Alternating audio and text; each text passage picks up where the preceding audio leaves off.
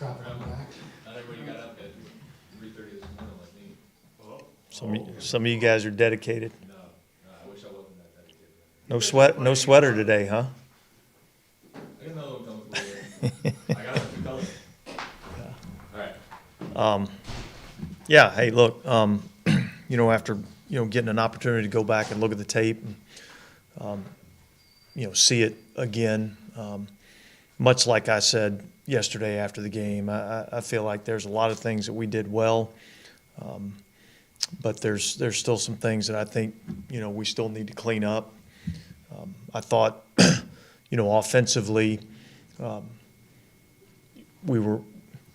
think probably the biggest difference in our ability to score points was we converted on third downs, which kept drives alive, had more opportunities, and we were able to cash in the red area. Part of that being able to cash in the red area is being able to run the ball effectively down there. So I thought those were, a couple of key factors. And I still think there were some third downs that, we had opportunities to convert and didn't get it. So I feel like, we can still be better there. I do feel like one of the things we talked about in this game was being able to, win the line of scrimmage up front offensively, and I thought our offensive line, overall did a nice job both in the run game and in the passing game of creating some holes in the run game and giving us some clean pockets to throw in the passing game. Defensively, I've got to do a better job of getting our guys, ready to play to start the game, because it's 3 straight weeks that we've started off slowly, giving up explosive plays, allowed points, and then we settle in and play much better in the second half. But I've got to do a better job there. So I got to kind of look at, what I'm doing, what I'm calling, how I'm getting the guys prepared. But that certainly is, unacceptable in terms of the way that we've played, in the first half defensively. I know I thought we did a really good job in the passing game defensively. We were not as good in the running game, and really that's a result of 2 really explosive plays in the running game. I think they had 160-something yards rushing, and 83 of them came on, the 2 plays. So one, we had a mental error, so we didn't get it fit up right.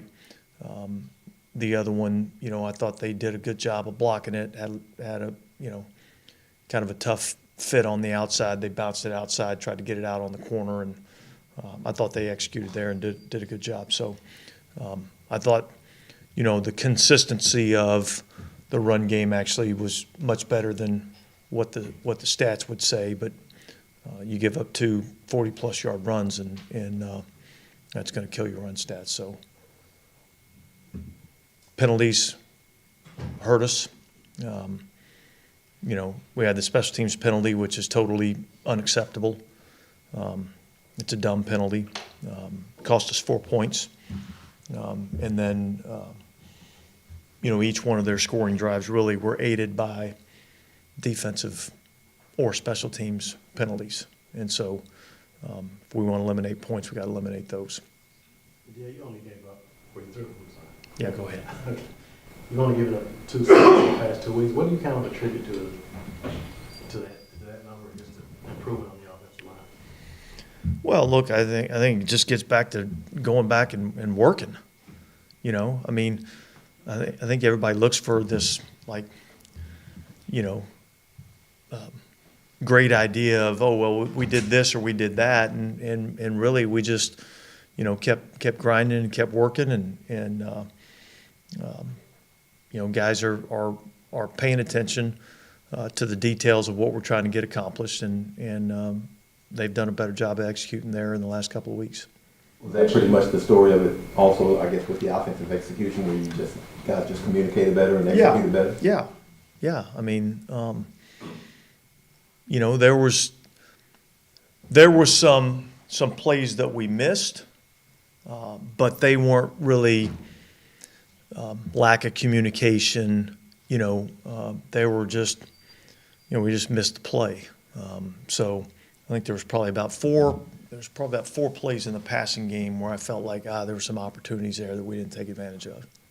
Dennis, is there like a skill Taysom has when you're talking about running? He's really good in those short yard situations, kind of condensed field situations. Is there a skill that comes with that, or is that just him being big and fast? Him being what? Big and fast. There's a combination of that. I mean, but you got a 240-pound guy that isn't afraid to stick his nose in there and run the ball downhill. That's kind of difficult. And then, you get some of these plays where you want to put Bink in there and lead with a 300-pounder. I think anytime the quarterback position becomes a threat to run the football, I think it makes it really challenging on the defense. And each run is different in how it's designed and how it affects the defense.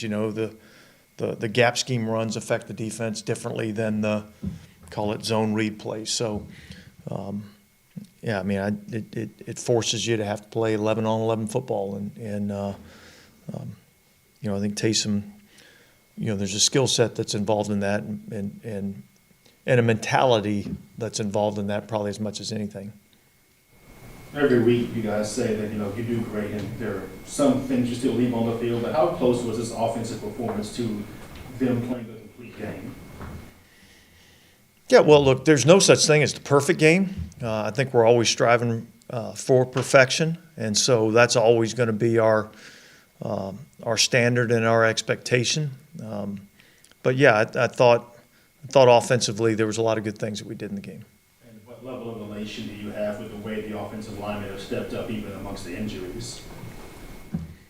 Yeah, I don't know if elation's the right word, but I'm certainly proud of the way those guys have stepped up, particularly with a lot of the injuries that we've had on the offensive line and guys playing in different positions and doing some different things. I think the last couple of weeks, I think you've seen some steady improvement with that group as the season's gone on, and I still feel like there's a lot of things that we can do better at, and that's some of the things we're pointing out today.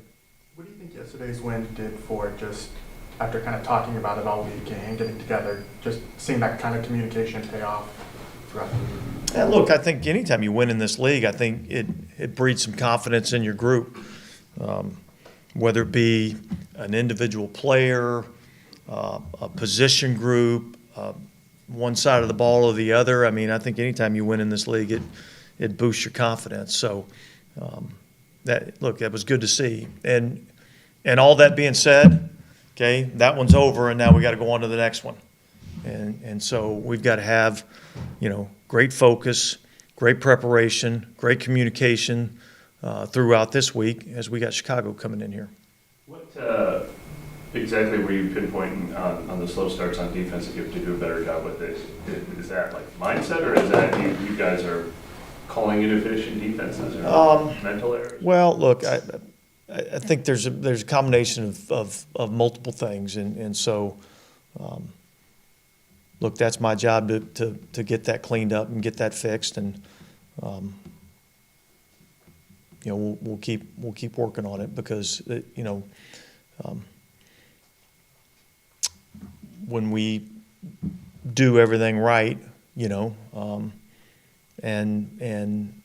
got to do a better job of putting our guys in position to be successful and make plays, and I got to do a better job of preparing our guys for what they might see, early on in games, because there's a lot of teams you'll get into the first, call it openers, first 15, whatever you want to call it. You see some unique formations, you see some unique motions, you see some different things, some things that they want to try to see how you're going to adjust, and so I just think I got to do a better job getting our guys prepared for all those things. I asked you about Adebo on Friday. You said he's doing well, some fundamental things he can work on. Can you be a little more specific on what he needs to keep improving on? But also, is he grading out as well as he ever has? Yeah, look, I think this was probably his best game. without getting into a lot of the details and you know, giving anything to our opponents or anything, I mean, I just think there's some, you know, fundamental technique things that I think he can improve on, which is going to help him play even that much better. I thought he was outstanding in the game. I really did. I thought he did, you know, a lot of really, really good things. The consistency of his technique was you know, much improved in this game. So, yeah, I think he's playing at a high level. I think, you know, I thought our corners did a really good job in this game. You know, taking away the things that they wanted to be able to do in the passing game, which allowed us to do some different things. You know, hopefully, you know, stop the run. And like I said, you know, there's 22 run plays where I felt like, you know, we were probably pretty effective. It's probably a little overblown, probably more, you know, 18 to 20 where I felt like, man, that was good run defense. And then there was 3 or 4 where it was, you know, not very good.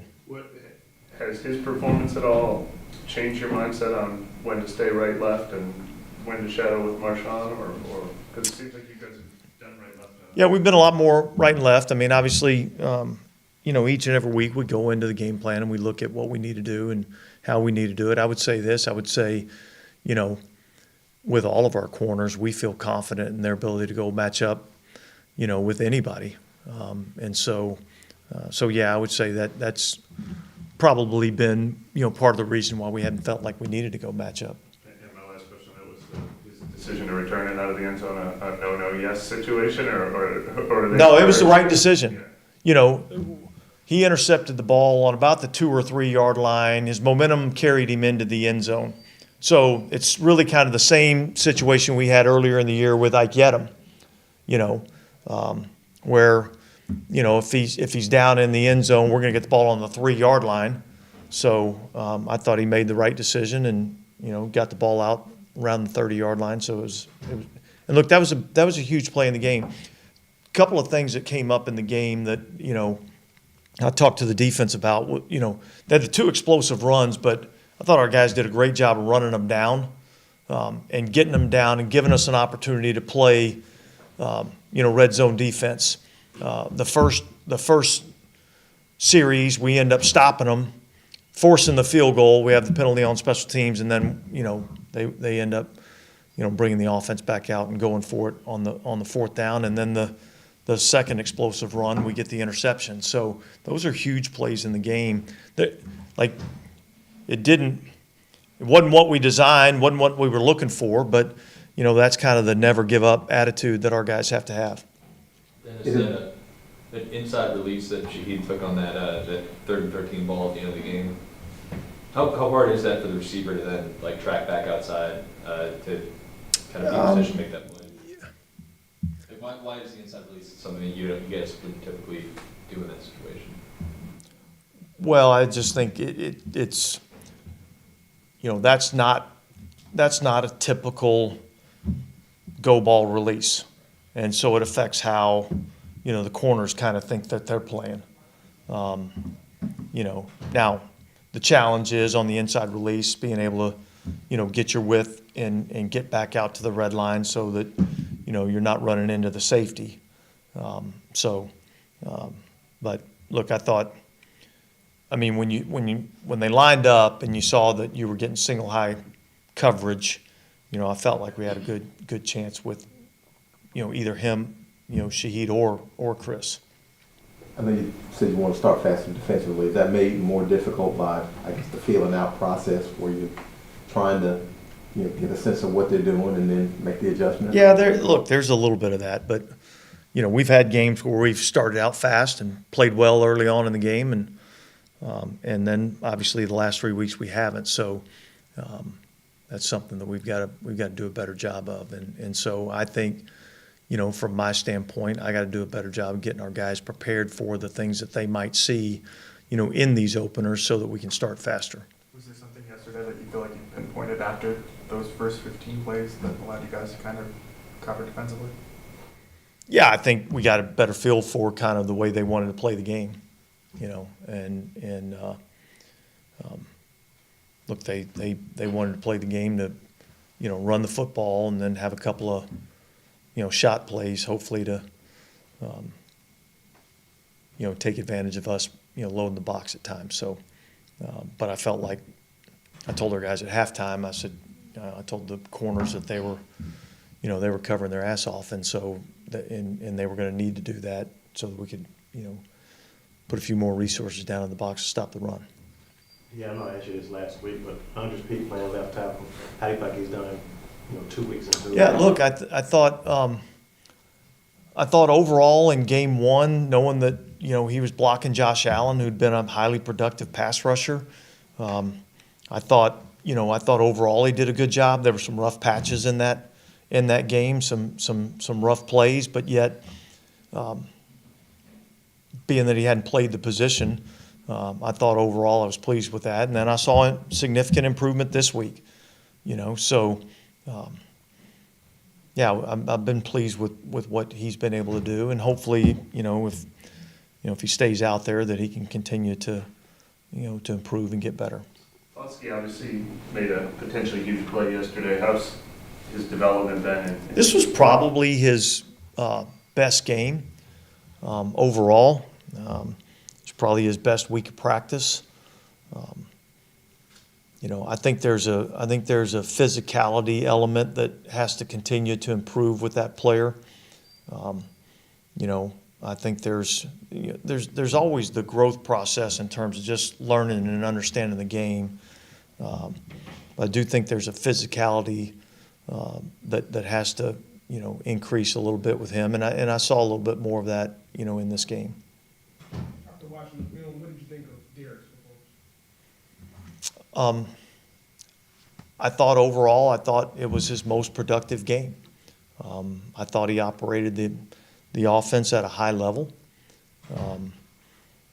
And I thought we took advantage of some opportunities to make some plays. And I still think that there's a half a dozen plays that, I think he could have been better on, and I think he would say the same thing, So we're going to continue to strive for perfection and understand that that's never been attained in our league, but yet that's what we have to strive for. Do you have a rough estimate of how many guys ended up dealing with that bug? I would say it's probably double digits, 10 to 12, that dealt with it at some point throughout the week. And is that what kept May mostly out, or it was more of the hamstring? I think the biggest thing is that he was limited in practice on Wednesday, didn't practice on Thursday, didn't practice on Friday. And so we felt like, I think Marcus is a guy that needs to get some work. I think he needs to practice, That bug hit him kind of midweek, like he was limited with That was Thursday. Yeah. So, which caused him to miss basically Thursday and Friday practice. All good? Thank you. Okay, guys, thanks.